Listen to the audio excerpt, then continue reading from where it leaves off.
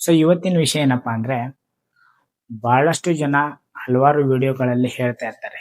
ಏನಪ್ಪಾ ಅಂದ್ರೆ ವಿಷಯಗಳು ಹೇಗಿದೆಯೋ ಹಾಗೆ ನೋಡಕ್ಕೆ ನೀವು ಟ್ರೈ ಮಾಡಿ. ಅಂದ್ರೆ ಆಸ್ ಇಟ್ ಈಸ್ ನೋಡಕ್ಕೆ ಟ್ರೈ ಮಾಡಿ. ನೀವು ಆಸ್ ಇಟ್ ಈಸ್ ನೋಡೋದ್ರಿಂದ ಆ ಸತ್ಯವನ್ನ ಎನ್ಕ್ವೈರಿ ಮಾಡೋದಕ್ಕೆ ಹಾಗೇನೆ ಆ ಸತ್ಯವನ್ನ ಅರಿಯೋದಕ್ಕೆ ನಿಮ್ಗೆ ಹೆಲ್ಪ್ ಆಗುತ್ತೆ. ಸೊ ಹಾಗಾದ್ರೆ ಈ ಆಸ್ ಇಟ್ ಈಸ್ ಆಗಿ ನೋಡೋದು ಅಂದ್ರೆ ಏನು? ನಾವು ದಿನ ಬೆಳಗಾದ್ರೆ ನಮ್ಮ ಕಣ್ಣಿನಿಂದ ವಿಷಯಗಳು, ಈ ಜಗತ್ತನ್ನ, ಈ ಯೂನಿವರ್ಸ್ ಅನ್ನ, ಹಲವಾರು ವಿಷಯಗಳನ್ನ, ದೃಶ್ಯಗಳನ್ನ ನಾವು ನೋಡ್ತಾನೆ ಇರ್ತೀವಿ. ಆದ್ರೆ ಕಣ್ಣಿಗೆ ತನ್ನದೇ ಆದ ಕೆಲವೊಂದು ಲಿಮಿಟ್ಸ್ ಇರುತ್ತೆ. ಬಾಡಿಗೆ ತನ್ನದೇ ಆದ ಕೆಲವೊಂದು ಲಿಮಿಟ್ಸ್ ಇರುತ್ತೆ. ಆ ಲಿಮಿಟ್ ನಲ್ಲಿ ಅದು ನೋಡಕ್ಕೆ ಸಾಧ್ಯವಾಗೋದು. ಹಾಗಾದ್ರೆ ಎಲ್ಲರೂ ಹೇಳ್ತಾ ಇರ್ತಾರೆ ಆಸ್ ಇಟ್ ಈಸ್ ನೋಡಿ, ಅದರ ಸತ್ಯ ನಿಮಗೆ ಅರಿವಾಗುತ್ತೆ ಅಂತ.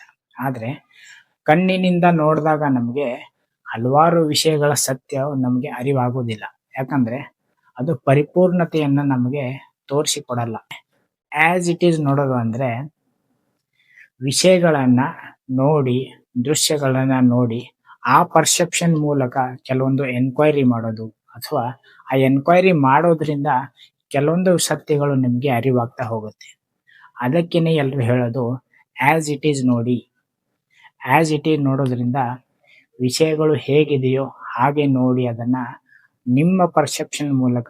ನಿಮ್ಮ ಪರ್ಸೆಪ್ಷನ್ ಅಂದ್ರೆ ಬಾಡಿ ಮೈಂಡ್ ಅಲ್ಲ, ಅಂದ್ರೆ ನಿಮ್ಮ ನಿಜ ಸ್ವರೂಪದ ಪರ್ಸೆಪ್ಷನ್ ಮೂಲಕ ನೀವು ಏನಾದ್ರೂ ವಿಷಯಗಳನ್ನ, ದೃಶ್ಯಗಳನ್ನ ನೋಡಿ ಅರ್ಥ ಮಾಡ್ಕೊಳ್ತಾ ಹೋದಾಗ ಏನಾಗುತ್ತೆ, ಆವಾಗ ನಿಮಗೆ ಸತ್ಯದ ಅರಿವಾಗೋದು ಖಂಡಿತ.